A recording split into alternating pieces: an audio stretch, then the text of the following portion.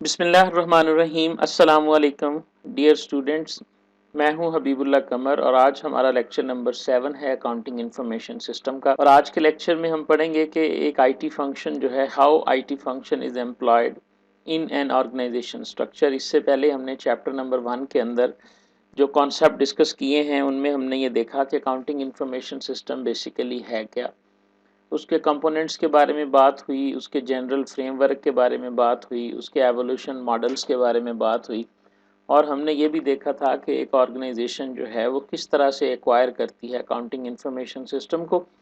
तो जिसके अंदर हमें पता चला था कि 3 तरीक़ों से जो है वो एक ऑर्गेनाइजेशन अकाउंटिंग इंफॉर्मेशन सिस्टम अपनी ऑर्गेनाइजेशन में यूज़ कर सकती है या इंस्टॉल कर सकती है या उसे एक्वायर कर सकती है। मसलन हमने ये देखा था कि या तो वो बना बनाया सिस्टम ले लेती है जिसे हमने टर्न की सिस्टम कहा था, या वो किसी बैकबोन सिस्टम को जैसे सैप है या ओरेकल के बहुत बड़े बड़े सॉल्यूशंस हैं, या वो उन सॉल्यूशंस को एक्वायर कर लेते हैं और उन सॉल्यूशंस को फिर कस्टमाइज करके ऑर्गेनाइजेशन के अंदर जो है वो इंस्टॉल कर दिया जाता है।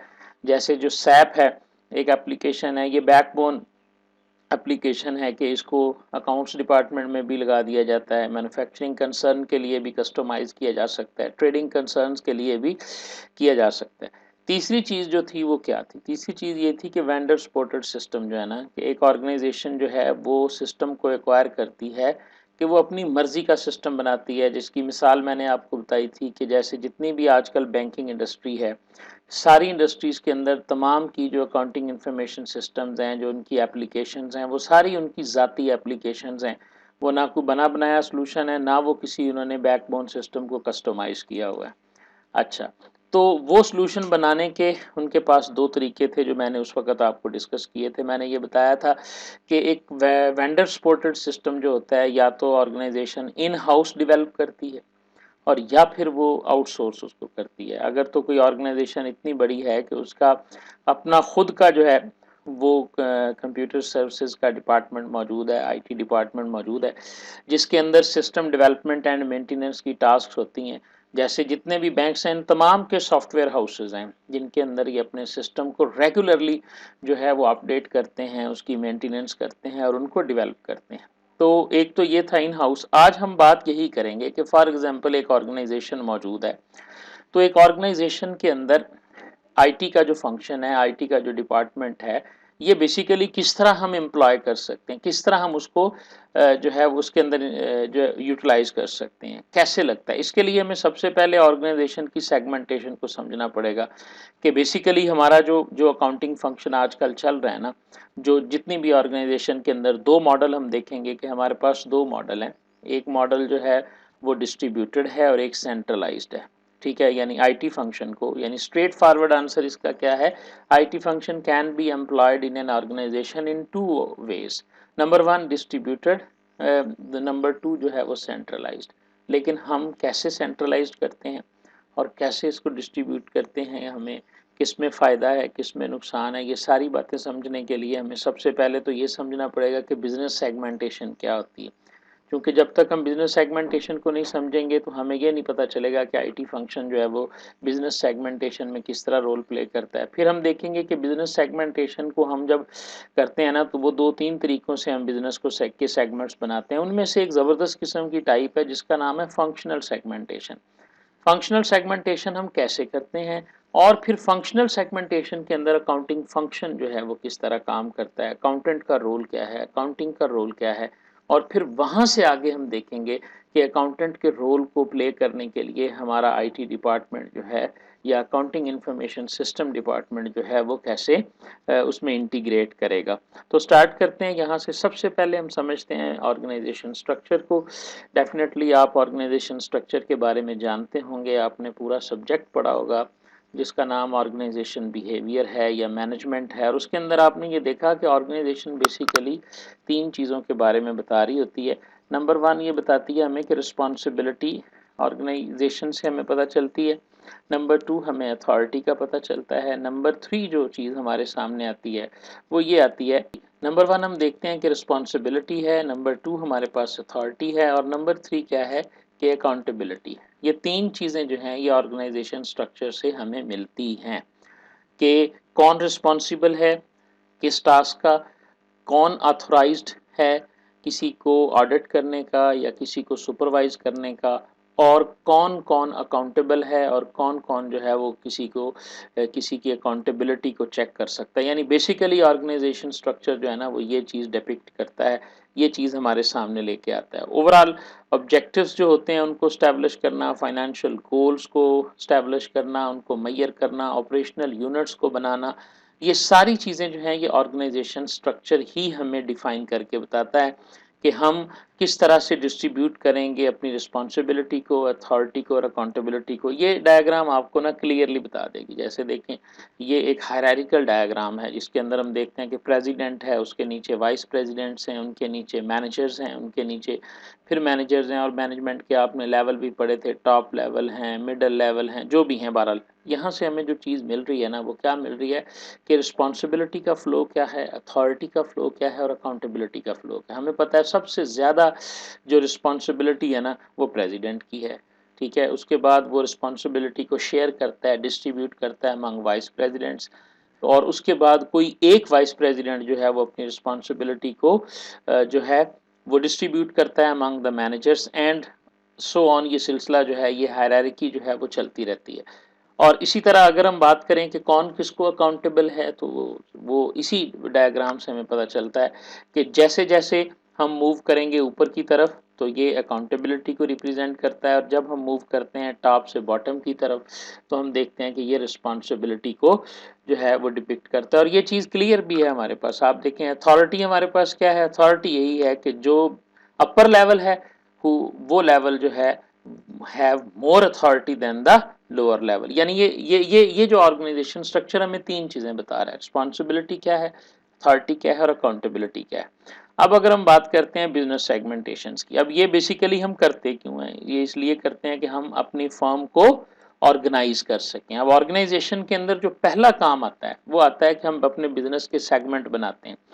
फर्म ऑर्गेनाइज यानी ऑर्गेनाइजेशन पहले बनी, फिर ये ऑर्गेनाइजेशन क्या करती है, ऑर्गेनाइज करती है अपने सेगमेंट्स को, किस लिए, ताकि एफिशिएंसीज को इम्प्रूव किया जा सके। देखें जी सिंपल सी मिसाल है बेटा, आप समझते हैं अगर आप किसी काम की सेगमेंटेशन प्रॉपर कर लेंगे, किसी टास्क को प्रॉपरली आप जो है वो सेगमेंट कर लेंगे उनके, तो डेफिनेटली उसकी एफिशिएंसी बढ़ जाएगी। आप किसी ऑफिस की बात कर लें, आप किसी ऑर्गेनाइजेशन की बात कर लें, आपको पता है कि हमारे पास सेगमेंटेशन 3 तरीकों से होती है। नंबर 1 हमारे पास क्या है कि जी आप जियोग्राफिकली सेगमेंट कर सकते हैं अपने बिजनेसेस को, आप प्रोडक्ट लाइन के हिसाब से सेगमेंट कर सकते हैं, और सबसे इम्पॉर्टेंट जो है जो हमें चाहिए आज के लेक्चर के लिए वो है बिजनेस फंक्शंस, कि हम एक बिजनेस को उसकी फंक्शनैलिटी के हिसाब से जो है ना वो सेगमेंट करते हैं, ठीक है।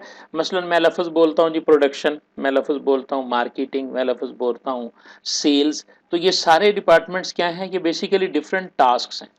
एक तो ये है ना कि आपका ऑफिस जो है, आपका बिजनेस सेगमेंटेड है, जियोग्राफिकली एक से ज़्यादा जगह पर मौजूद है, ठीक है। आपका बिजनेस जो है उसकी प्रोडक्शन लाइन कहीं और है, और इसी तरह आपके बिजनेस की जो है वो जो हेड ऑफिस है या उसकी आप कह लें कि ऑपरेशनल एक्टिविटीज़ को हैंडल करने के लिए, अब देखें मिसाल ले लेते हैं अपने शहर की गुजरांवाला की, कि जितने भी बड़े बड़े सैनिटरी हाउसेस हैं वो यहाँ पे हैं, सैनिटरी हाउसेस जो हैं, ठीक है। लेकिन आप देखें तो लाहौर के अंदर सब ने अपने अपने ऑफिस जो है ना, ऑपरेशनल ऑफिस उन्होंने वहाँ बनाए हुए हैं ताकि पूरा पंजाब जो है वो आसानी से लाहौर को जो है वो टारगेट कर सकता है। तो ये जियोग्राफिकली आप अपने बिजनेस की सेगमेंटेशन कर सकते हैं, प्रोडक्ट लाइन के हिसाब से कर सकते हैं। मसलन आपका एक यूनिट है जिसके अंदर आप जो कार को असेंबल करते हैं, तो आप अपने यूनिट्स को इस तरह से जो है वो सेगमेंट करेंगे कि आपकी प्रोडक्शन की एफिशिएंसी जो है वो बढ़ जाए। बिजनेस फंक्शन है जी हमारे पास, ये जो हमारा जो कंसर्न है वो बिजनेस फंक्शन के साथ है। ऐसी सेगमेंटेशन जो ऑपरेशंस और टास्क की बुनियाद पे की जाती है, इसके अंदर हम क्या करते हैं कि हमारे पास सबसे कॉमन मेथड है ये फंक्शनल सेगमेंटेशन का। हम करते क्या हैं, हर ऑर्गेनाइजेशन के पास ना मटेरियल्स हैं, लेबर हैं, फाइनेंशियल कैपिटल है, इंफॉर्मेशन है, ये सारे किसी भी ऑर्गेनाइजेशन के रिसोर्सेज हैं। अब ये रिसोर्सेज जो हैं वो डिफरेंट टाइप ऑफ या बिजनेसेस में डिफरेंट तरीके से हैंडल होते हैं। मसलन मैं एक एग्जांपल देता हूँ, यहीं पे मैंने एग्जांपल, सर्विस ऑर्गेनाइजेशन जो है इसके अंदर तो प्रोडक्शन है ही कोई नहीं। जब प्रोडक्शन नहीं है तो इसके अंदर रॉ मटेरियल कोई नहीं है। इसके अंदर जो है वो जो इन्वेंट्री को मैनेज करते हैं, वेयर हाउस से जा रहा है जी हमारे प्रोडक्शन हाउस की तरफ या फिनिश्ड गुड्स बन रही हैं, ऐसा तो कुछ है ही नहीं। तो सर्विसेज ऑर्गेनाइजेशन के अंदर प्रोडक्शन का फंक्शन होता ही नहीं है, तो हम कह सकते हैं मटेरियल से ये डील नहीं करेंगे, लेबर से ये डील नहीं करेंगे, Aldous they will need financial capital and the information. Information याद रखिएगा, हमने शुरू में भी बात की थी, इंफॉर्मेशन किसी भी ऑर्गेनाइजेशन का एक मेजर सोर्स है। अब इंफॉर्मेशन को, डाटा को आप ऐसे ना समझें कि ये कुछ न्यूमेरिक्स हैं, कोई टेक्स्ट है जो बुक्स में लिखा हुआ है, बल्कि इसको, आपको याद होगा जब मैंने ये शुरू किया था कोर्स हमने, तो हमने एक बात की थी कि 1960s के अंदर पूरी दुनिया के अंदर एक मूव चली थी जिसका नाम था IRM, इंफॉर्मेशन रिसोर्स मैनेजमेंट, जिसका ऑब्जेक्टिव क्या था कि हर ऑर्गेनाइजेशन अपनी इंफॉर्मेशन को एज अ रिसोर्स मैनेज करे। जिस तरह वो अपने ह्यूमन रिसोर्स को मैनेज करती है, जिस तरह वो अपने एसेट्स को मैनेज करती है, बिल्कुल इसी तरह उसे चाहिए कि वो अपनी और इंफॉर्मेशन को भी एज अ रिसोर्स मैनेज करे। तो इंफॉर्मेशन जो है ये भी आपका एक रिसोर्स है। बहरहाल ए पब्लिक यूटिलिटी में have little in the way of marketing function. अब मार्केटिंग फंक्शन के अंदर पब्लिक यूटिलिटी जो हो सकती है, ऑटोमोबाइल मैन्युफैक्चरर में डिफरेंट हो सकता है, सर्विस ऑर्गेनाइजेशन में डिफरेंस हो सकता है। एक ऑर्गेनाइजेशन अपने लेबर रिसोर्सेज को पर्सनल का नाम दे रही होती है, ठीक है, लेकिन एक और ऑर्गेनाइजेशन होती है तो वो इसे ह्यूमन रिसोर्सेज का नाम दे रही होती है, पर्सनल का नाम दे रही होती है, ठीक है ना। तो बेसिकली फंक्शनल सेगमेंटेशन में हम डिफरेंट वे के अंदर, जैसे जैसे हमारा बिजनेस का मोड चेंज होता है, ट्रेडिंग है, सर्विसेज डिपार्टमेंट है, मैन्युफैक्चरिंग है, क्या है, तो हमारा सेगमेंटेशन भी उसके अंदर डिफरेंट, फंक्शनल सेगमेंटेशन डिफरेंट हो जाती है। वैसे हमने कह दिया कि हम, हमारे लिए जो आज के लेक्चर के लिए फोकस है वो फंक्शनल सेगमेंटेशन है। ये एक एग्जांपल है जी, एक आपके पास बिजनेस ऑर्गेनाइजेशन है, आपने जितने मटेरियल से रिलेटेड मैनेजमेंट थी उसके लिए मटेरियल मैनेजमेंट का जो है वो यूनिट बना लिया आपने, प्रोडक्शन के लिए प्रोडक्शन डिपार्टमेंट, मार्केटिंग के लिए मार्केटिंग। अब ये क्या है, ये जियोग्राफिकली कहीं भी हो सकते हैं, इसका हमें कोई, हमारा कोई कंसर्न नहीं है इसके साथ कि जी मार्केटिंग डिपार्टमेंट उनका कहाँ है। हमारा कंसर्न क्या है कि मार्केटिंग डिपार्टमेंट क्या करेगा, वो तमाम फंक्शंस सिर्फ मार्केटिंग प्रोवाइड करेगा जो मार्केटिंग से रिलेटेड हैं, जैसे कि प्रमोशन कर सकता है, एडवर्टाइजिंग कर सकता है। ये फंक्शनैलिटी के एतबार से हमने अपने बिजनेस की सेगमेंटेशन की है, फाइनेंशियल है, अकाउंटिंग है, और इसी तरह इसके अंदर आप देखें कि आईटी फंक्शंस भी मौजूद हैं। आईटी फंक्शंस क्या करेगा, तो यही हम देखना चाह रहे हैं। हम क्या चाह रहे हैं कि एक ऑर्गेनाइजेशन के अंदर जो आईटी का डिपार्टमेंट है, एक आईटी का जो फंक्शन है, उसको हम कैसे एम्प्लॉय कर सकते हैं। तो सबसे पहली हमारे पास क्या है कि हमारा आईटी डिपार्टमेंट किसी भी ऑर्गेनाइजेशन की फंक्शनल सेगमेंटेशन का पार्ट होगा। ये हमारी पहली बात हमारे सामने आई।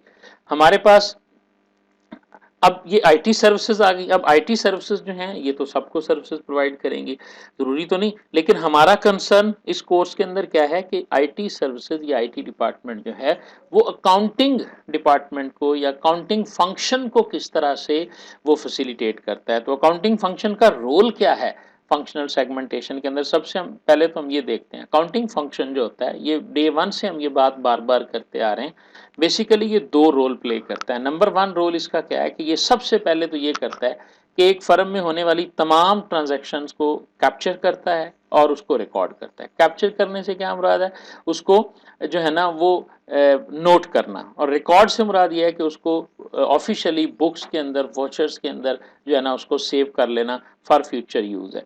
और वो सारी की सारी ऐसी ट्रांजैक्शन जो फाइनेंशियल इफेक्ट्स रखती हैं या नॉन फाइनेंशियल रखती हैं। इसमें क्या है, मसलन चंद ट्रांजैक्शंस की मिसाल दी गई है कि ट्रांजैक्शन बेसिकली क्या होता है, ट्रांजैक्शन आपका इवेंट होता है।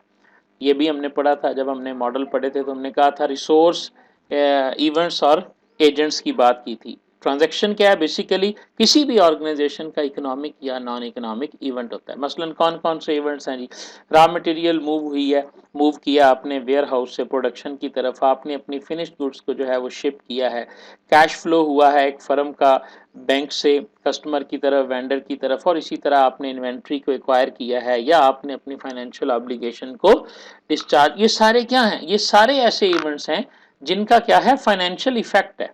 अब जब फाइनेंशियल इफेक्ट है तो इसका मतलब है कि ये आपकी कोई ना कोई ट्रांजैक्शन है और अकाउंटिंग फंक्शन का काम आपकी ऑर्गेनाइजेशन के अंदर होने वाले हर इकोनॉमिक और नॉन इकोनॉमिक इवेंट्स को कैप्चर करना और रिकॉर्ड करना है। दूसरा काम इसका क्या है? दूसरा काम है, यानी यहाँ तक तो हो गया, दूसरा काम है जो ट्रांजैक्शन से रिलेटेड जितनी भी इंफॉर्मेशन है इसको उसने डिस्ट्रीब्यूट करना है।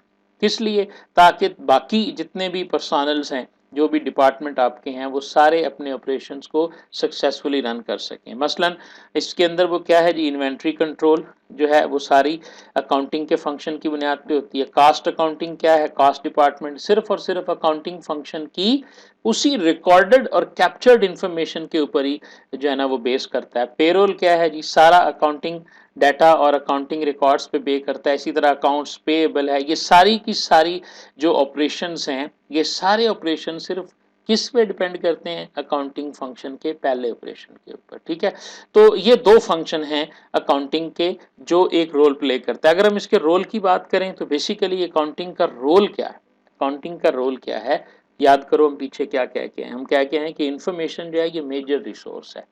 ठीक है, अगर इंफॉर्मेशन एक मेजर रिसोर्स है तो उस रिसोर्स की जो वैल्यू है उसको एश्योर कौन करता है? आपका अकाउंटिंग डिपार्टमेंट करता है। उस कितनी रिलायबल है, कितनी रेलेवेंट है, कितनी एक्यूरेट है, वो इंफॉर्मेशन कंप्लीट भी है या नहीं है, वो समराइज्ड फॉर्मेट में बनाना और उसको एफिशिएंटली टाइमलीनेस यानी बिल्कुल वक्त के ऊपर बनाना जो है ये अकाउंटिंग का रोल है। इंफॉर्मेशन आपका क्या है?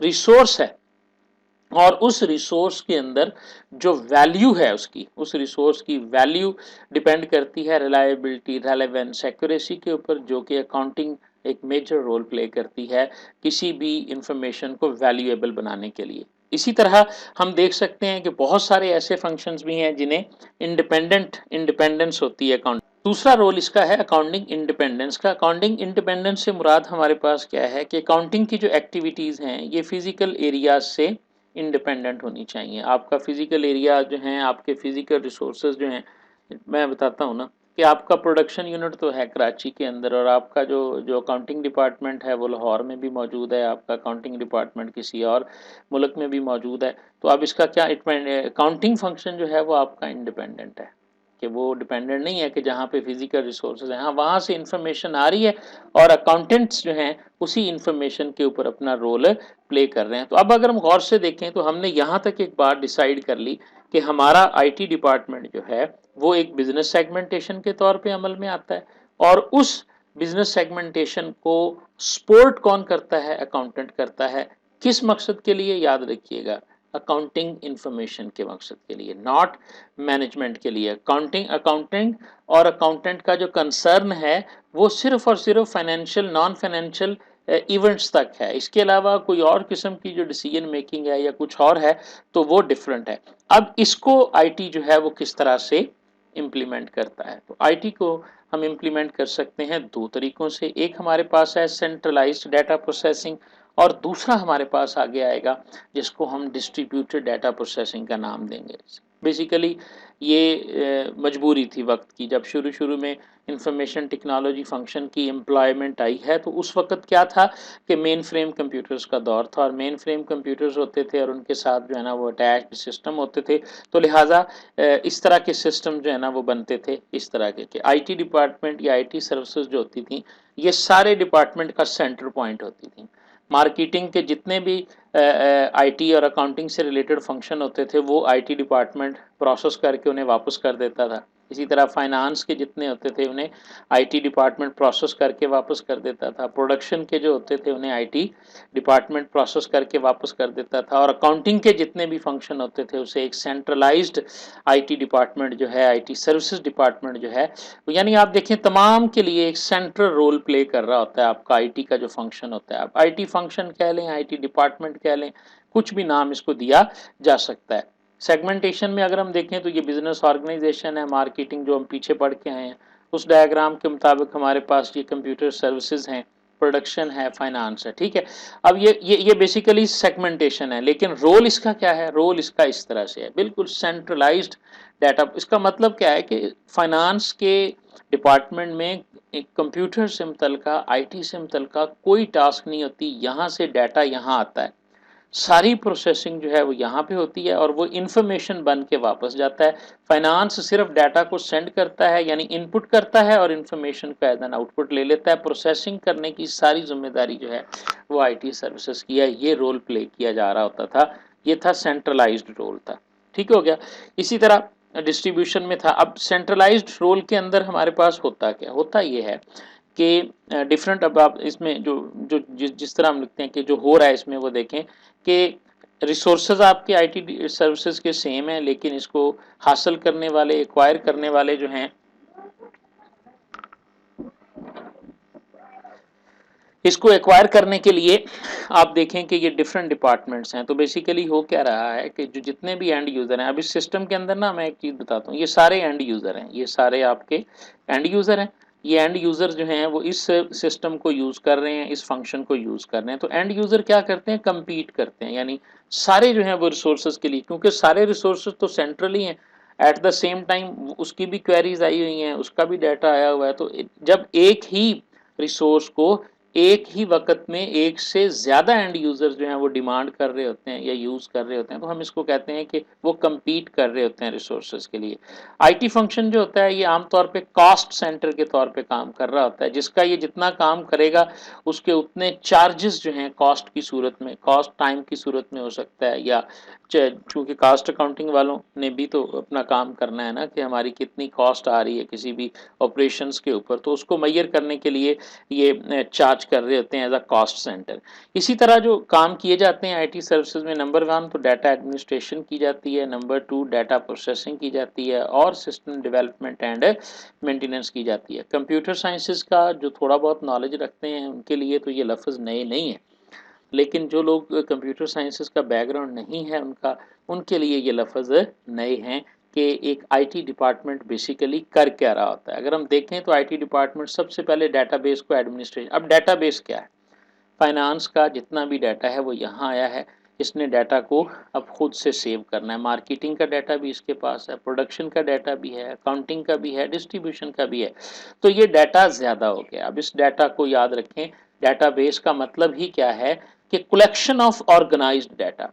डाटा जब आपके पास ज़्यादा हो जाता है तो आप उस डाटा को ऑर्गेनाइज्ड वे के अंदर स्टोर करना चाहते हैं, तो organised collection of data is called database. तो आपके पास आईटी डिपार्टमेंट या आईटी फंक्शन के पास जो है वो चूंकि एक ही वक्त में एक से ज़्यादा टाइप का डाटा मौजूद होता है, तो उस किस्म के डाटा को किस तरीके से वो मैनेज कर सकते हैं सेंट्रली, ये काम सबसे पहले तो उनका ये काम है कि उन्होंने डाटाबेस, डाटाबेस क्या है? डाटा की कलेक्शन, कलेक्शन ऑफ डाटा, ज़खीरा है, उसकी उन्होंने मैनेजमेंट करनी होती है। और ये शेयर्ड डाटा अरेंजमेंट भी कर सकते हैं, ऐसा भी डाटा रख सकते हैं जो, क्योंकि ऐसा पॉसिबल है ना, देखें कि अकाउंटिंग डिपार्टमेंट का कुछ डाटा फाइनेंस को भी चाहिए हो सकता है, डिस्ट्रीब्यूशन को भी चाहिए हो सकता है, मार्केटिंग को भी। ये सारे जो डिपार्टमेंट्स इधर लिखे हुए हैं ये सारे तकरीबन आपस में एक दूसरे का डाटा शेयर कर रहे होते हैं। तो एडमिनिस्ट्रेशन की एक टास्क उनकी क्या है कि उन्होंने शेयर्ड डाटा को, यानी डाटा को इस तरह से अरेंज करना है कि वो एक शेयर्ड डाटा में चेंज हो जाए, बाकी डिपार्टमेंट्स के साथ भी उसे शेयर किया जा सके। तो ये कुछ टास्क्स हैं, सिक्योरिटी को मैनेज करना, इंटेग्रिटी को मैनेज करना, ये टिपिकल टर्म्स हैं डाटाबेस एडमिनिस्ट्रेशन की ना। सिक्योरिटी क्या है, इंटेग्रिटी क्या है, ये सारी डाटाबेस एडमिनिस्ट्रेशन के अंदर आती है। दूसरा काम जो है वो है डाटा प्रोसेसिंग का, जो कि उस डायग्राम में बिल्कुल क्लियर है। अगर आप गौर से देखें तो क्या है कि ये डाटा है, ये आपकी इंफॉर्मेशन है, और ये आपका कॉस्ट चार्ज बैक है। इसको तो आप भूल जाएं, कॉस्ट चार्ज बैक। आप डाटा और इंफॉर्मेशन को देखें। मेरा ख्याल है कि आपने जब फर्स्ट ईयर सेकंड ईयर के अंदर भी कंप्यूटर पढ़ा, जब आपने कंप्यूटर पढ़ा बीकॉम क्लासेस के अंदर भी, तो उस वक्त भी आपने ये पढ़ा कि data becomes information after processing, यानी डाटा इंफॉर्मेशन बनता ही प्रोसेसिंग के बाद है। तो आप देखें कि अगर यहाँ से डाटा आ रहा है, ठीक है, और वापस इंफॉर्मेशन जा रही है, तो इसका मतलब है यहाँ पे प्रोसेसिंग हो रही है। तो डाटा प्रोसेसिंग क्या होती है, इसका मतलब क्या होता है? बेसिकली तमाम डे टू डे जितने भी प्रोसेसिंग की ट्रांजैक्शंस हैं, डाटा को कन्वर्ट करना, कंप्यूटर ऑपरेशंस परफॉर्म करना, उस डाटा को लाइब्रेरी के अंदर सेव कर लेना, ठीक है, डाटा के डिफरेंट ग्रुप्स बना देने, और इसी तरह जितने भी काम है, यानी जितना मैकेनिकल ऑटोमेटिकल काम है, जमा तफरीक लैब मैं बताता हूँ आपको। फाइनेंस डिपार्टमेंट ने क्या दिया है कि सारा डाटा जो है ना वो 1 साल का आईटी डिपार्टमेंट को दे दिया, और उन्हें कहा कि हमें जो है ना वो इसकी लिस्टें बना के दे दो जो कि एक सीक्वेंस के अंदर मौजूद हो। अब वो डाटा उनके पास गया, आईटी डिपार्टमेंट ने उस तमाम को जो है वो एक डॉक्यूमेंट के अंदर, एक लिस्टेड डॉक्यूमेंट के अंदर बना के भेज दिया। अब जितने भी अरिथमेटिक ऑपरेशंस परफॉर्म हुए, कैलकुलेशंस परफॉर्म हो रही हैं, ये सारी चीज़ें, रिपोर्ट्स बन रही हैं, डॉक्यूमेंट्स बन रहे हैं, ये सारे के सारे डाटा प्रोसेसिंग के अंदर आते हैं।